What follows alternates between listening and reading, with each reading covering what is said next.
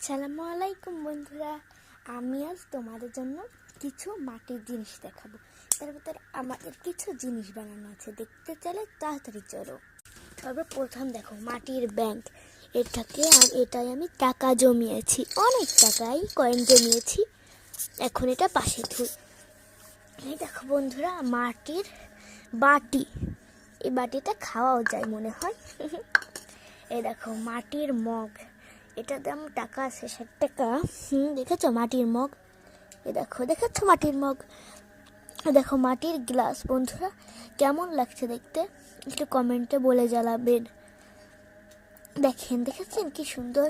এই দেখেন আমাদের বানানো ফুল এবং মাটির ফুলদানি। এটা আমি অনেক কষ্ট করে এই ফুলগুলো বানিয়েছি, আমি এবং আমার বোন।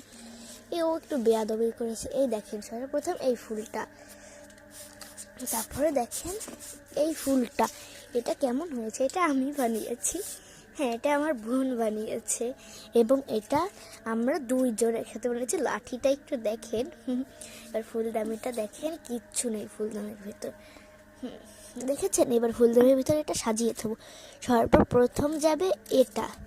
এটা আমি বানিয়েছি, এটা আমার বোন বানিয়েছে। একটু দেখেন আমারটা আর আমার বোনেরটা। আমার বোন সুন্দরী বানিয়েছে আর আমি একটু খারাপ বানিয়েছি। এবার আমাদের দুইজনেরটা ঢোকানোর পালা। দেখেন এবার কেমন লাগে দেখতে, বড় থেকে ছোট।